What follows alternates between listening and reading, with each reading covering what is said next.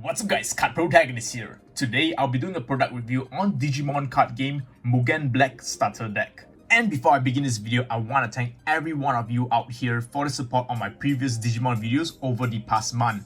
Your support means a lot to me, and to be fair, I really had a lot of fun editing these, and I will continue to do my best to showcase more Digimon decks. Just want to put it out there as I feel that product reviews are much more personal and it allows me to connect with you guys. So once again, I really want to thank you guys. So, there's a few things you must know if you plan to get this Japanese product, because currently it's going through a promotion. For every 2 new starter decks you purchase, you will be given a free promotional pack, and boy, this pack is amazing. It gives you a chance to put either a Black Wargreymon, a Black Metal-Garurumon, or a Grand Guagamon. Each promo pack is random and contains 2 duplicate cards, so either 2 Black Wargreymon, 2 Grand Guagamon, or 2 Black Metal-Garurumon depending on your luck. So I do recommend you to trade up with your friends if you for example, for me, I'm playing black and my friends are playing purple and green. If I put pull these, hopefully I'll just give it to them and hopefully they pull some black ones for me to use in my deck. So since most starter deck only contains 2 of the important cards, it's generally optimal to buy 2 starter decks. So make sure you grab the opportunity when you are purchasing these starter decks for some cool boss monsters. So first, let's check the promo pack. I'm gonna use my scissors to cut it up. So snip. Hopefully I pull the Black Wargreymon, or I don't mind getting the Metal Garurumon since I think Paddy already, or my friend, has the Black Wargreymon and I wish to trade. So the card we pull is, I'm gonna do it on the side. We got the Black Metal Garurumon, amazing.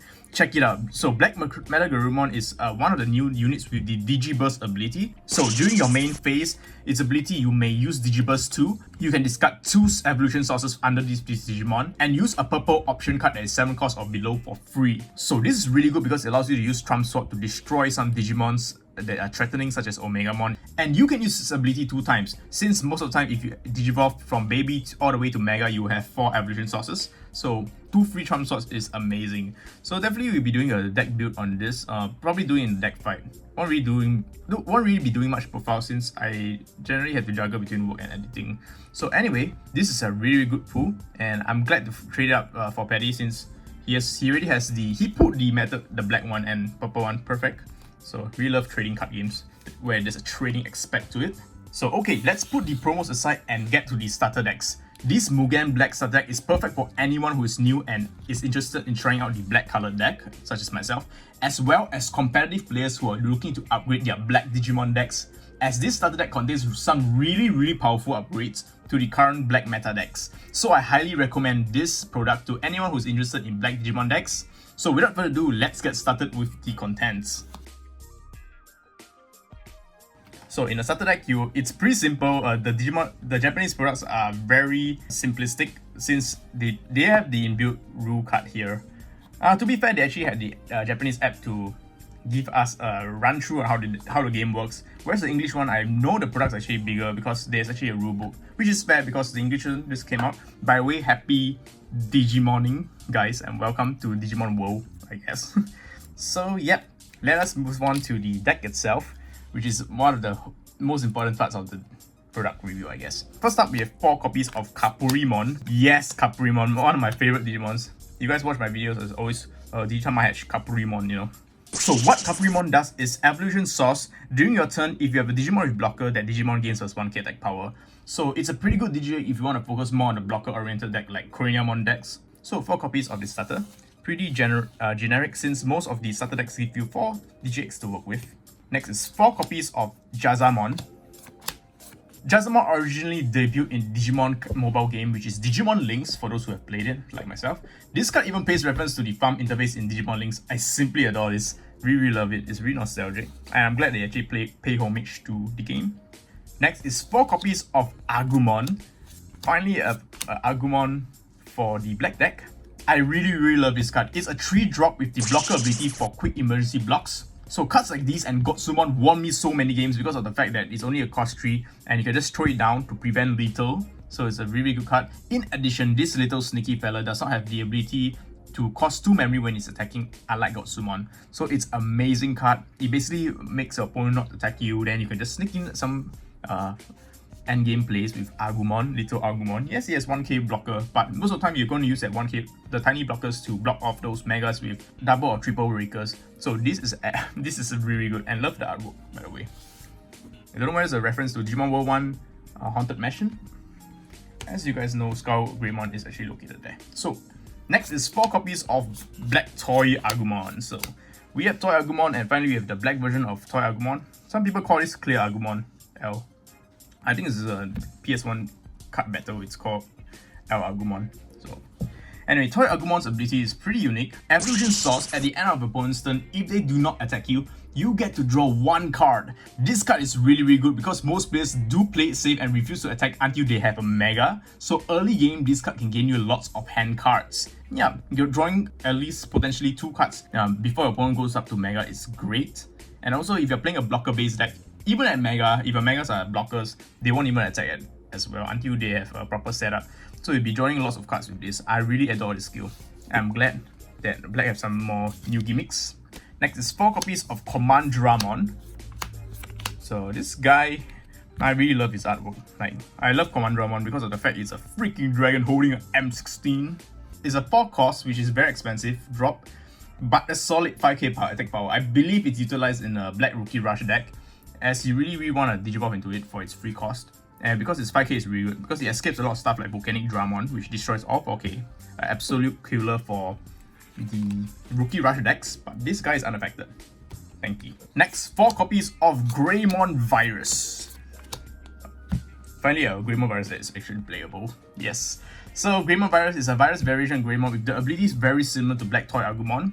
To allow you to draw Evolution Source allows you to draw cards your opponent does not attack that turn at the end of opponent's turn. So similar to Toy Argumon, if you stack this above Toy Argumon, most likely on your first turn itself, you can draw up to 4 or 5 cards, which is crazy because I didn't expect Black to have so much draw power. But with all these new mechanics, I think Black has a decent draw power, and also Purple Greymon. Who doesn't love Purple Greymon, right? Next, 4 copies of Jazamon, the evolution of Jazamon. So if you guys played Links, you guys very evolved. Remember the robot chicken that evolves into a jet plane?